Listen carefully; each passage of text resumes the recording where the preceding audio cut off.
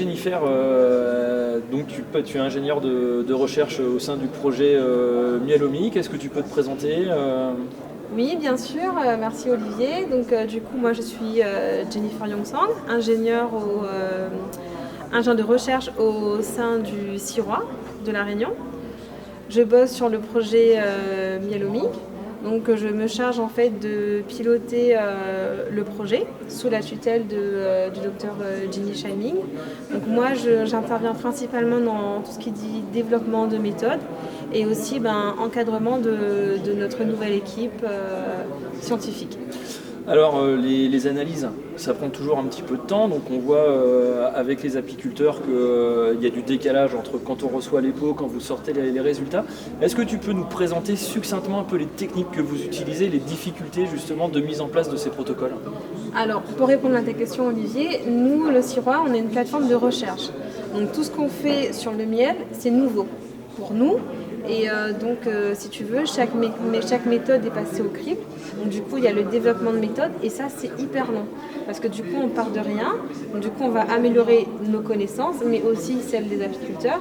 Donc pour développer une méthode, tout bon scientifique, il faut des valeurs, il faut tester, il faut des écarts types, il faut des statistiques, il faut tout ça. Et mettre en place des critères de validation, donc ça c'est un peu plus technique. Donc ça peut prendre 1 mois, 2 mois, 3 mois en fonction de l'analyse. Donc après, nous, principalement, on va développer l'analyse physico-chimique. Donc la partie réfractométrie, c'est la partie, tout ce qui dit humidité, Brix, pourcentage d'hydrate de carbone, qu'on peut assimiler comme les sucres en général. Sinon, après, on a aussi la partie photométrie, donc tout ce qui dit couleur de miel. Ensuite, on a la partie conductivité, donc tout ce qui dit minéraux.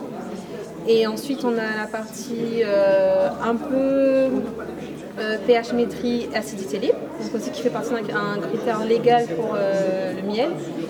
Ensuite, dans un futur très proche, on a fait l'acquisition d'un spectromètre UV avec un moniteur spécial pour le HMF, parce que du coup le HMF est un critère légal pour le miel, donc on pourra nous aussi évaluer maintenant.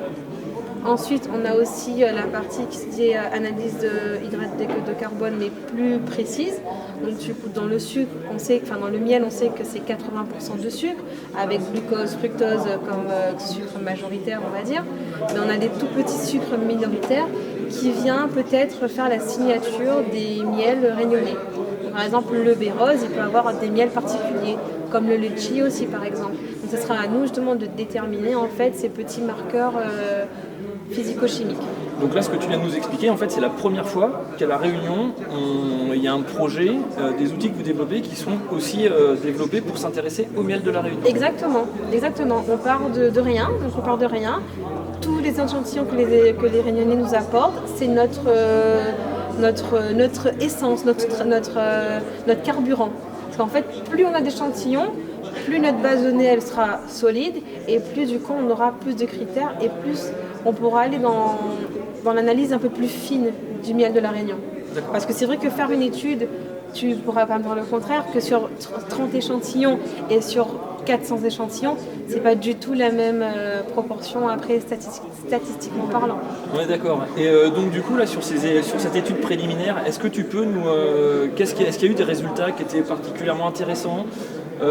Est-ce qu'on a vu des caractéristiques propres des miels de La Réunion? Est-ce qu'ils sont très différents par exemple des miels qu'on pourrait connaître en Europe ou en Amérique du Nord, en métropole?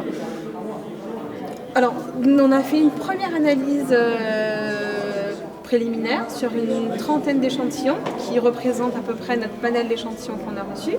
Donc effectivement, on a des miels qui sortent un peu plus du lot que d'autres, mais aujourd'hui, je serais incapable de te dire, de t'affirmer exactement que tel miel, soit le litchi ou le toute fleur, ou peu importe, est le miel qu'il faut consommer. Pour moi, on est encore dans le préliminaire, donc tu me reposes ta question dans quelques mois, oui, à la fin du projet, et là je pourrais dire soit tu consommes que litchi, que bérose ou que toute fleur, mais là on a certainement peut-être des petites avancées, mais c'est trop tôt pour dire lequel est mieux, quoi. D'accord. Non, mais moi c'était la question, c'était est-ce qu'on observe les miels de la Réunion, est-ce qu'ils sont différents, par exemple sur les profils d'analyse chimique, différents des miels de la métropole? Ou est-ce Totalement, totalement.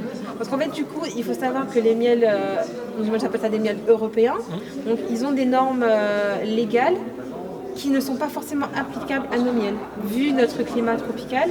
Donc du coup, moi je dirais que c'est pas forcément adapté. Donc du coup, on va prouver, en ayant beaucoup plus d'échantillons, que ces normes-là ne sont pas forcément adaptées pour la Réunion.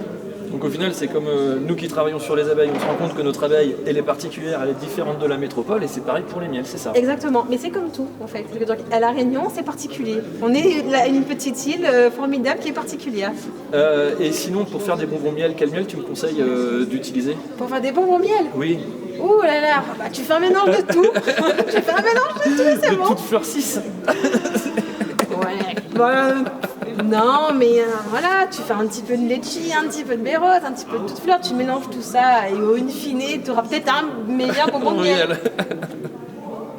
Voilà.